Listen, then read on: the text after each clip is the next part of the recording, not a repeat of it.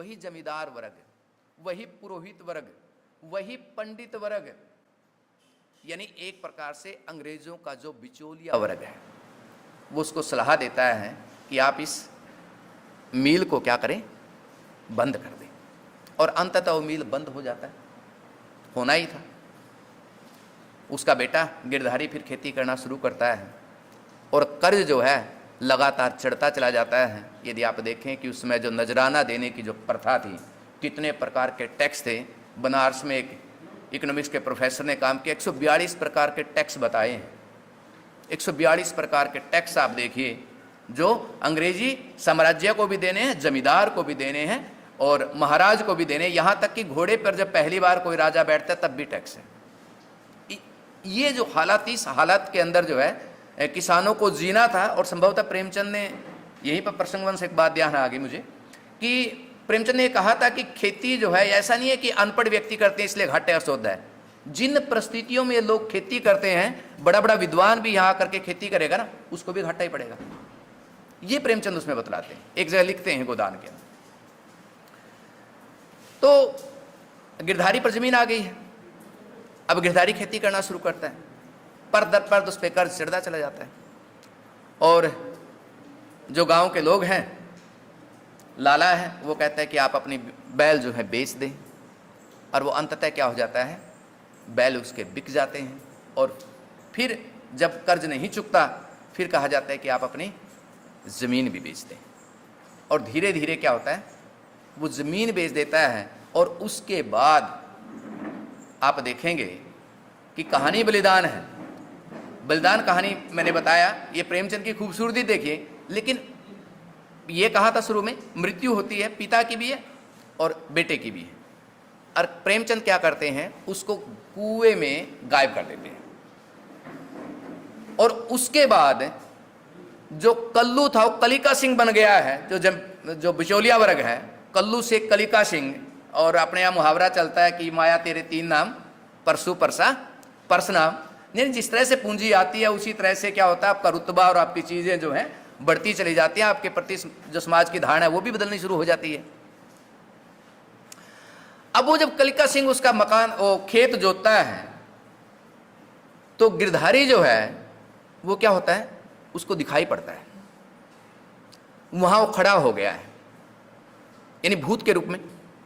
वो कभी बैलों के पास खड़ा मिलता है, कभी खेतों में, जब वो कोई उसका खेत जोतने के लिए जाता है, वहाँ उसके पीछे पीछे चलना शुरू हो जाता है। और कभी कभी उसकी रोने की आवाज़ आती है, गांव तक सुनाई पड़ती है उसकी रोने की आवाज़। और अंततः जब गिरधारी कलिका सिंह उसको कुछ पकड़ने की कोशिश करता है और पीछे जाकर के कुएं में छलांग लगा देता है। तो ये जो प्रेमचंद हमारे सामने ये चीज़ें रच रहे हैं कि ये मृत्यु नहीं है बल्कि बलिदान। बलिदान देखिए पवित्र भावना है, किसी पवित्र कार्य के लिए किया जाए, यानी वो खेत, वो जमींदारी, वो सब किसकी है दिमाग में, गिरधारी उसके बिना जिंदा नहीं रह सकता है। गिरधारी के दिलो दिमाग में क्या है, बैठ गए, एकाकार है। यहाँ तक कि वो अपने जैसे बच्चों के नाम है, इसी तरह खेतों के नाम रखे हुए हैं। ये 24 वाला है, ये 26 वाला है, ये नाले वाला है, ये वहाँ वाला है। इतना लगाव अपनी खेती से। तो प्रेमचंद उस बलिदान में बड़ी स्पष्ट ढंग से चीज़ों को हमारे सामने स्पष्ट करते हैं कि औपनिवेशिक शासन जब आया, उसने क्या किया, पहला काम तो उसने यहाँ की जो हमारा जीवन चक्र था, उस जीवन चक्र को क्या किया, तोड़ दिया। जिसको आप रीढ़ की हड्डी कहते हैं, उस रीढ़ की हड्डी को तोड़ दिया। और उस रीढ़ की हड्डी तोड़ने में उसने क्या किया, हमारे ही लोग जिनको आप जमींदार कह रहे हैं, जिसको पुरोहित वर्ग कह रहे हैं, चाहे आप उसमें खोरी, उसमें गोदान में देख लीजिए, चाहे आप रंगभूमि में देखिए, कहीं पर भी देखिए, आपको ये वर्ग आपको मिलेगा। जैसे कबीर के यहाँ काजी मिलते हैं, मुल्ला मिलते हैं, मौलवी मिलते हैं। बार बार बार बार जो प्रेमचंद का भला घात होता है एक प्रकार की, जो प्रेमचंद जिन शब्दों पर बार बार जोर देना चाहते हैं, वो कौन से हैं, ये वर्ग है। और इसी के साथ यदि एक कहानी को और पढ़ा जाए, आज वो कहानी आजकल की है कि एक किसान है, वो बहुत अच्छा उत्पादन करता है और उत्पादन करते करते सरकार कहती है कि इसको सम्मानित करना है, इसको पुरस्कार अब देना है, क्योंकि इसने तो बहुत, ये तो अन्नदाता है, अब उसको सम्मान देने की दिन निश्चित हो गया कि फलाना दिन जो राष्ट्रपति हैं आपको सम्मानित करेंगे या प्रधानमंत्री आपको सम्मानित करेंगे, और उसको बुला लिया गया 5-10 दिन पहले। जो प्रधानमंत्री का और राष्ट्रपति का प्रोटोकॉल है कि आपने किस तरह से बोलना है, किस तरह से बात करनी है। अब जी उसको सारी ट्रेनिंग दी गई 7-8-9 दिन। ट्रेनिंग देने के बाद वो दिन जब नज़दीक आया और कहा कि मन से कहा गया कि देखिए ये हमारे अन्नदाता हैं, इन्होंने इतना उत्पादन किया और पूरे के पूरा जो एक प्रकार से जो राष्ट्र के लिए कार्य होते हैं, ठीक है ना, उनमें इनकी अग्रणी भूमिका है। अब उस किसान को पुरस्कार देके उसको कहा जाता है कि चलो आप भी कुछ बोली। अब वो 1-2 लाइन तो अपनी भाषा उसमें बोलता है, जो ट्रेनिंग उसने दी है। अब भाववेश में वो अपनी अनाप शनाप भाषा में बात करना शुरू हो गया, वो जो उसकी देसी भाषा है उसमें बोलना शुरू हो गया। अब इतना कहते ही क्या, जो राष्ट्रपति के प्रधानमंत्री के जो सुरक्षा गार्ड हैं वो क्या करते हैं, उसको खींच करके पीछे ले जाते हैं, पीछे उसकी पिटाई करते हैं, और वहाँ मंच से राष्ट्रपति क्या कर रहे हैं, उसका गुणगान कर रहे हैं। आप इन मौजूदा परिस्थितियों को आप मिला करके देख लीजिए कि जब कभी कभी हमारे जनप्रतिनिधि कहते हैं कि हम 1 कदम की दूरी पर हैं, उस 1 कदम की दूरी के क्या मायने हैं, वो किसान के कितने हितैषी हैं, क्या किसान का जो प्रश्न है वो वर्तमान राजनीति में कहीं डिबेट का प्रश्न बन पाया है या नहीं बन पाया है। इसके लिए प्रेमचंद का गोदान यदि हम देखें, उसका ऐतिहासिक संदर्भ यदि हम देखें कि क्या कारण है। प्रेमाश्रम में तो प्रेमचंद बड़े उत्साहित होते हैं और लिखते हैं कि जमींदार तो ये समझता है काश्तकार कुछ होता ही नहीं है, काश्तकार का भी एक अपना वजूद है, और दुनिया में जो हवा चल रही है उस हवा जो है वो भारत में भी आएगी, और आने वाला जो जमाना है वो किसानों का जमाना होगा। बहुत बड़ी पुरजोर घोषणा करते हैं वो अपने निबंधों में भी और प्रेमाश्रम में। लेकिन यदि हम गोदान में देखते हैं, जिसको हम उसकी बड़ी परिपक्व रचना मानते हैं, कि वहां तक आते आते तो होरी तो क्या लगातार हारता चला जाता है, उसके साथ उसका शोषण हो रहा है, उसकी जमीन चली गई है, वो मजदूर बन गया है, अंततः क्या है, मृत्यु भी होगी, लगातार लगातार हार रहा है। ये क्या बात है, यहां प्रेमचंद होरी को खड़ा क्यों नहीं कर पा रहे। अब इसको जब खोला लोगों ने, विद्वानों ने जब इस बात पे लिखा, और खास करके नामवर सिंह ने इस बात को उठाया, जब रामविलास शर्मा ने यह कहा कि केवल कर्ज की समस्या है, उन्होंने कहा कि केवल कर्ज की समस्या जो है वो गोदान में नहीं है, और भी बहुत सारी समस्याएं हैं, कि ये क्या कारण है। इस बात को जो उन्होंने खोला और ये बताया कि जो स्विज्ञा अविज्ञा आंदोलन है, सविनय अविज्ञा आंदोलन है, वहां तक आते आते, यानी जो असहयोग आंदोलन है, बड़ा उत्साह है, उस आंदोलन तक आते आते वो आंदोलन एक प्रकार से क्या होता है, ठस आंदोलन जो है बन जाता है। ज्यादा जन समर्थन नहीं मिलता है, वापिस उसको ले भी लिया जाता है। कांग्रेस के अंदर बहुत सारे क्या आ जाते हैं, जमींदार आ जाते हैं, तालुकेदार आ जाते हैं, एक बड़ा वर्ग जो है कांग्रेस में सक्रिय हो जाता है, और उन्होंने किसान का प्रश्न और सांप्रदायिकता का प्रश्न, दोनों प्रश्न क्या कर दिए, छोड़ दिए। सोम राय बहादुर का चरित्र आप देखिए किस प्रकार का है, कि राय बहादुर 3 बार जेल जा चुके हैं, राष्ट्रवादी हैं, ठीक। होरी को कहते हैं कि अब की बार जो फंक्शन होना है उस पर क्या करना है, आपने गुलदस्ता भेंट करना है, माली का रोल आपको दिया जाएगा, ठीक। अपना दुखड़ा होरी के सामने रो रहे हैं। जो ही उसको पता चलता है, नौकर ने कहा है कि फलाने गांव के लोगों ने बेगार देने से मना कर दिया है, वो कहता है मारो खींच कर जूते, ठीक है ना। वो चरित्र अभिजन का, यानी एक तरफ से वो राष्ट्रवादी है, एक तरफ से वो अंग्रेजों के खिलाफ भी लड़ रहा है, दिखा रहा है, 3 बार जेल भी जा चुका है, लेकिन अंततः उसके हित जो है कहां पर जुड़े हुए हैं। विपिन चंद्रा भी एक किताब में, संभवतः उपनिवेशवाद है, आधुनिकतावाद है, मुझे ध्यान नहीं आ रहा, लेकिन वो बात मुझे ध्यान आ रही है कि टाटा की निगरानी में एक वो बना था, आयोग बना था, जिसका मुख्य काम क्या था कि अंग्रेजों के सामान का जो बहिष्कार करना। लेकिन जो ही हमें आज़ादी मिलती है, जो टाटा है, या ये कहें कि इस वर्ग की क्या हो जाती है, इनकी पसंद और नापसंदगी बदल जाती है। जो वही लोग जो बाहर के कर रहे थे आज़ादी के बाद, हमारे जो जनप्रतिनिधि हैं, या ये कहें कि जनप्रतिनिधि से भी ज़्यादा जो हमारा एक बड़ा वर्ग है, उच्च वर्ग जिसको बोलते हैं, आप उसको पूंजीपति वर्ग कह दें, बुजुर्गा फ्रांसीसी भाषा में ये कह दें या कुछ और कह दें, वो भी लगभग वही काम कर रहा है। और ये प्रश्न जो है प्रेमचंद बार बार उठाते हैं। इसी के साथ जो ये प्रश्न उठता है गाय का, कि गाय क्या है, भी गाय केवल एक पशु नहीं है, वहां पर किसान का पूरा जीवन चक्र है कि उसके बछड़े जो है वो क्या करते हैं, हल में चलते हैं, और उस दूध से क्या होता है, गुजारा चलता है, घर का लालन पालन होता है। लेकिन गाय उसमें सुराज का भी प्रतीक है। एक किसान का सुराज क्या हो सकता है, यदि हम ये देखें कि यही हो सकता है कि उसे ठीक ठाक उसके पास ज़मीन हो, उसकी फसलों के उसको मूल्य मिले, ये उसका सुराज हो सकता है। तो ये चीज़ वर्तमान समय से हम जोड़ें इस चीज़ को कि आज किसान के लिए सुराज क्या हो सकता है कि उसको उसके फसलों के मूल्य मिले, ये उसका सुराज हो सकता है। क्योंकि आज गाय की ज़रूरत नहीं है, गाय की जगह तो ट्रैक्टर ने ले ली कि उसको इतना पैसा मिले जिससे क्या करे, वो उच्च तकनीक जो है खरीद पाए या उच्च तकनीक का वो इस्तेमाल कर पाए। आज तो ये चाहिए उसे, आज उसको गाय की आवश्यकता नहीं है। लेकिन बहुत सारे जो लोग हैं वो प्रेमचंद को क्या कहते हैं, ये तो घृणा का प्रचारक।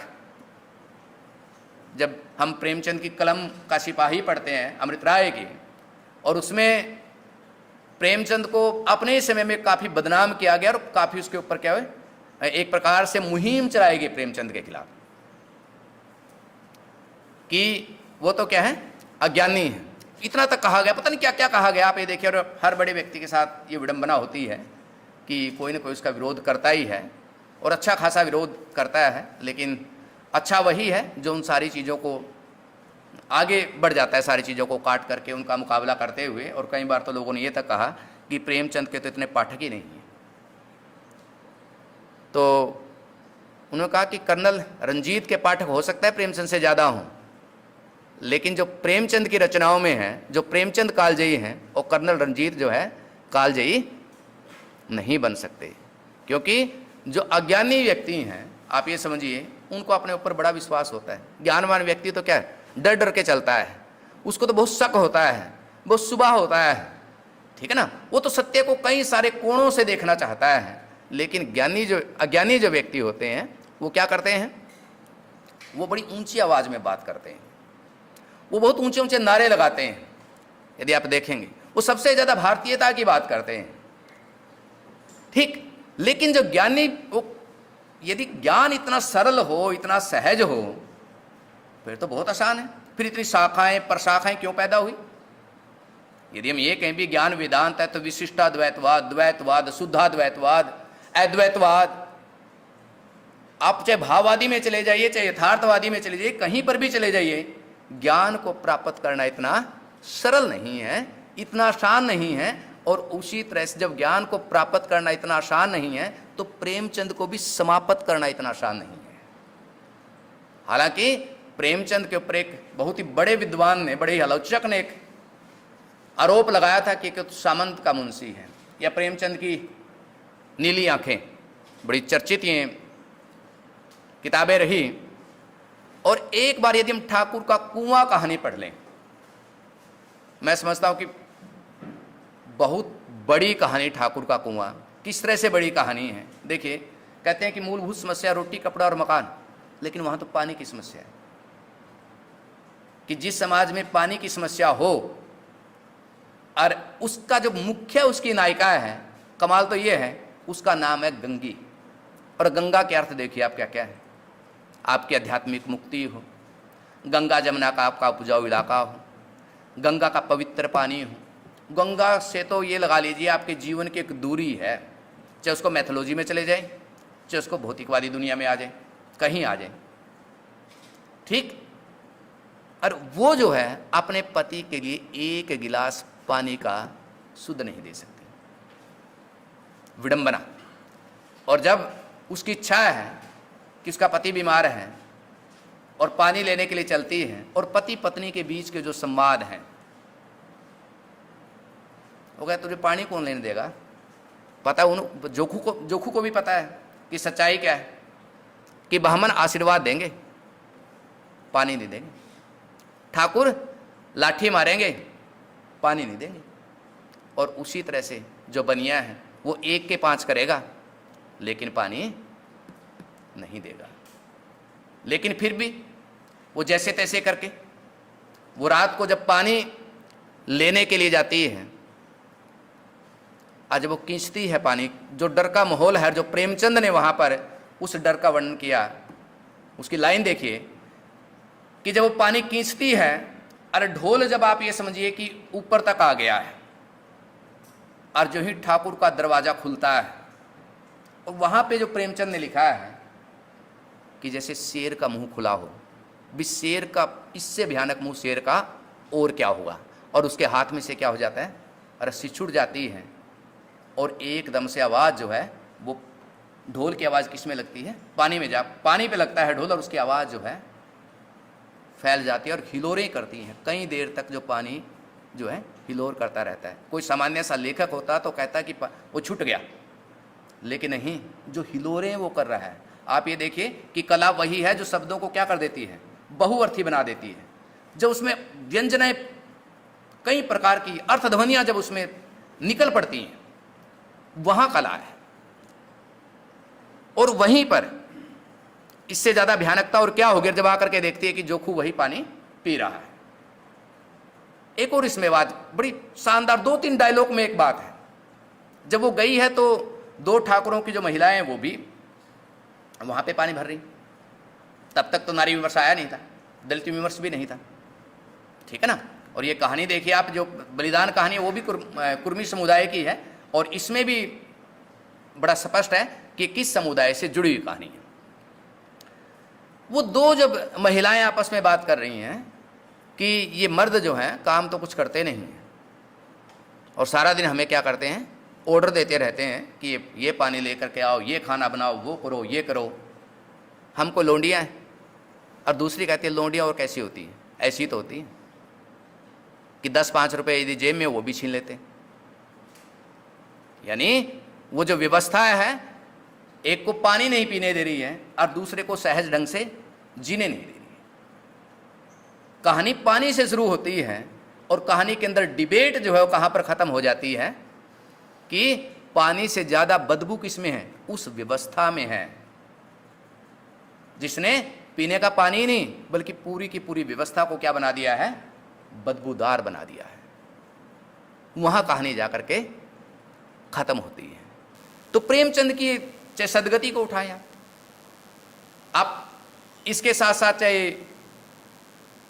एक कहानी का जिक्र यदि मैं और करूं कि बड़े भाई साहब कहानी, प्रेमचंद एक साथ, यदि प्रेमचंद के पूरे साहित्य पर यदि किसी को संभवतः मैंने एक लाइन में कुछ कहना हो तो मुझे कभी कभी ऐसे लगता है कि जैसे राष्ट्रवाद और मनुष्यता का कोई ब्लूप्रिंट है तो कहाँ पर है वो, प्रेमचंद के साहित्य में है। कि मनुष्यता क्या है, वो मनुष्यता की बिल्कुल दूसरे ढंग की परिभाषा रचते हैं। प्रेमचंद अपने पूरे ज़माने में ऐसा करते रहे, और उनका जो अंतिम भाषण हो तो सबको पता है कि जो सौंदर्य है वो रैंप पर चलने वाली सुंदरियों में नहीं, बल्कि सौंदर्य कहाँ पर है, जो मेड़ पर जिसने अपना बच्चा सुला करके खेत में जो काम कर रही है। और वो कहते रहे कि हमें सुंदरता के जो पैरामीटर हैं वो बदलने होंगे, इसके मापदंड हमने बदलने होंगे, ठीक है ना। यानी एक नई चीज़ जो है वो पैदा कर रहे हैं, ठीक। और ये नई चीज़ वो कहीं ऐसा नहीं है, यदि देखिए ये विचार और फिर इनके साथ इनकी कहानियों को आप मिला करके पढ़ें। अब कफन कहानी में मृत्यु पे कोई नाच सकता है, आप अंदाजा लगाइए कि घर में कोई लाश पड़ी हो और 2 व्यक्ति क्या कर रहे हो, बाप और बेटा नाच रहे हों, ठीक है ना। लेकिन लेखक कह रहे हैं कि इस तरह की मनोवृत्तियां पैदा होना कोई बड़ी बात नहीं है। जब आदमी को रोटी नहीं मिलती ना, वो किसी भी हद तक जा सकता है, कहीं भी वो गिर सकता है। ये कोई ताज्जुब वाली बात है नहीं है। वो कहते हैं कि यही तो शिव का तांडव है जो सारी माया को क्या कर देता है, भंग कर देता है। जो माया, जो प्रपंच हमने बनाए हुए हैं वो सारे क्या हो जाते हैं, इस सच्चाई के आगे फीके पड़ जाते हैं।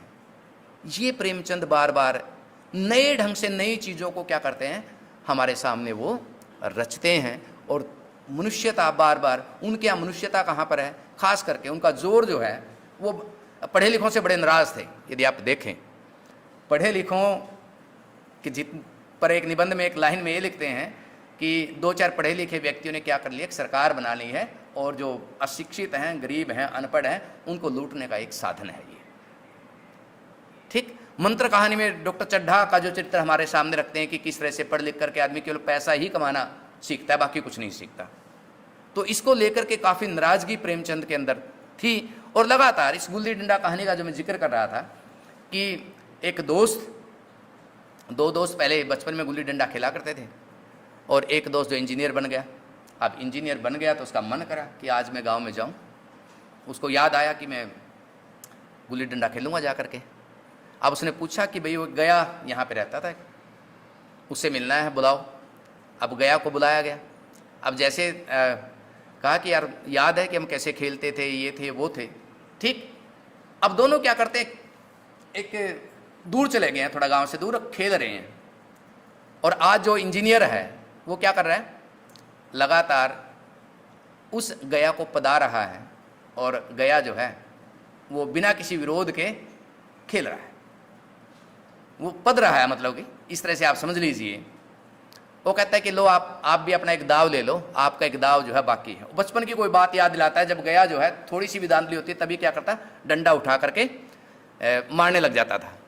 लेकिन आज उस गया का इस प्रकार का चरित्र नहीं है। खेल करके वापस आ गए। फिर गया ने कहा कि यार यदि तेरे पास टाइम है, कल तेरी छुट्टी है, तो चलो कुछ दोस्तों के साथ मिल करके फिर खेलते हैं। अब अगले दिन खेल फिर शुरू होता है और जब खेल शुरू होता है तो उस दिन गया अपने उसी पुराने रंग में है और उस इंजीनियर का एक भी दाव चलता नहीं है। और वो इंजीनियर कहता है कि मैं इससे हार गया हूँ। बार बार उसको लगता है कि मैं पढ़ा भी, पता नहीं क्या क्या किया, लेकिन इसका एक दाव बचपन का, उसका भी तोड़ मेरे पास है नहीं है। तो बार बार इस प्रकार के जो चरित्र हैं आपको प्रेमचंद के यहाँ मिलेंगे। और कहानी कला में उन्होंने लिखा कि शक्ति कहाँ पर है, संघर्ष में है। और वो संघर्ष कहाँ पर दिखाई पड़ता है, साहित्य में। आप देखिए सूरदास को याद करें जो रंगभूमि का पात्र है। प्रेमचंद लिखते हैं कोई इसको वली कहता है, कोई इसको देवता बताता है। 1.5 फसली का व्यक्ति है, ठीक ना, जिसके पास अन्न है, एक छोटी सी झोपड़ी है, और ना जिसके पास तन पर पहनने के लिए कपड़े हैं। लेकिन उसकी जो शक्ति है वो किस प्रकार की है कि वो पूरी की पूरी ब्रिटिश सत्ता का जो चरित्र है उसको हरा देता है। वो हराना उसकी एक नैतिक हार है। ये अलग बात है कि उसकी झोपड़ी भी जल जाती है और उसकी ज़मीन भी छिन जाती है और वो व्यक्ति भी मर जाता है, ये सारी चीज़ें उसमें हैं। लेकिन उस रंग भूमि का जो सूरदास है, उसका जो नैतिकता है उसकी, वो कहता है कि इसका काम तो खेलना है, जीतना और हारना तो चलता ही रहेगा। क्या हो गया, कोई जीत गया तो 2 घड़ी ताली बजा ली, मुख्य काम तो क्या है, खेलना है। तो उस रंगभूमि के पात्र में यदि आप देखें वो किस प्रकार की भारतीयता को प्रेमचंद जो है वो डिजाइन कर रहे थे, किस प्रकार की भारतीयता को हमारे सामने रख रहे थे। वो बार बार एक बात कहते हैं कि ये कहीं कहीं उसको देख कर कैसे लगता है जैसे गांधी का एक कथात्मक रूपांतरण है। ये गांधी का जो व्यक्तित्व है वो उस प्रकार का व्यक्तित्व किसमें दिखाई पड़ता है। ये कहते हैं कि गांधी के व्यक्तित्व से प्रभावित होकर के प्रेमचंद ने क्या किया, इस प्रकार के कैरेक्टर की एक निर्माण किया। और ये क्या है, एक प्रकार की संभावनाशील भारतीयता है, आप ये समझिए, ठीक है ना, कि वो ऐसी भारतीयता क्या कर सकती है, वो स्वतंत्रता आंदोलन में अपनी पुरजोर शक्ति लगा देती है। क्योंकि प्रेमचंद से जब अंतिम बार पूछा गया कि आपकी अंतिम इच्छा क्या है, तो उन्होंने कहा कि मैं तो अब तो यही चाहता हूं कि जो स्वतंत्रता आंदोलन में हम क्या बने, विजयी बने, और या फिर 2-4 किताबें और इस तरह की लिख दूं, उनका उद्देश्य भी क्या हो, स्वतंत्रता प्राप्ति हो। तो इस प्रकार के उद्देश्य के लिए क्या करना चाहता हूं, जीना चाहता हूं, और मेरा कोई उद्देश्य नहीं है। जैसे करोड़ों करोड़ लोग हैं उसी तरह का मेरा भी जीवन है। तो इस तरह के साधारण पात्र हैं, लेकिन जिनकी शक्ति क्या हो, अथाह हो। यदि हम इस दृष्टि से भी देखें कि सोम होरी का पूरा जीवन इस प्रकार रहा, हार उसकी चलती रही, लेकिन हार के भी वो हारता नहीं है। आप देखिए, एक स्थिति तो ऐसी आ गई कि अपनी बेटी तक बेचनी पड़ी। इससे बुरी तो पोजीशन कोई आ नहीं सकती। और उसको लगता है कि ऐसे लगता है कि गांव के द्वार पर खड़ा कर दिया हूं और हर आने जाने वाला व्यक्ति मेरे ऊपर क्या करता है, थूकता है। ठीक है ना, आज मैं क्या हूं, जिंदगी में परास्त हो गया हूं। ये हुरी। और इसके बाद हुरी को देखिए, जब हीरा उसको मिलने के लिए आता है, वही हीरा जिसने क्या किया है, गाय को जहर दे दिया है। गाय बड़ी मुश्किल से घर में आई, और आप ये देखिए कि गाय हुरी से किस तरह जुड़ी हुई है। हुरी की अंतिम मृत्यु में भी क्या है, धनिया आ गई, और धनिया किस में बदल गई, गाय में। ठीक है ना। तो जब वो हीरा जब आता है, वो हीरा जो गायब हो जाता है और फिर आता है, और आने के बाद जब सुबह हुरी उठा है और हीरा क्या उसके पाँव में पड़ जाता है, और उसको क्या लगता है कि कौन कहता है कि मैं हार गया, यही तो मेरी क्या है, विजय की पताकाएं हैं। बार बार उसको लगता है गोबर, जो ये कहें कि ऐसा बेटा जो मतलब बाप की जो इज्जत है, जिसने क्या कर दी है, एक प्रकार से मिट्टी मिला दी है। वे दूसरी यहाँ विवाह किया और फिर गांव छोड़ के भी चला गया, और बीच बीच में क्या है, अपना रंग भी दिखाता है गोबर।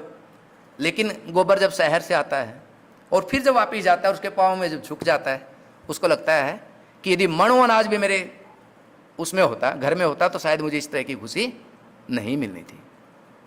तो इस तरह के पात्र जो हैं वो प्रेमचंद के अंदर हैं, उसके साहित्य में, जहाँ पर हम ये कहते हैं कि मनुष्यता का यदि पाठ यदि हमें कहीं पढ़ना है, तो उन पात्रों को, उन साहित्य को पढ़ करके हम ज़्यादा अच्छे ढंग से सीख सकते हैं।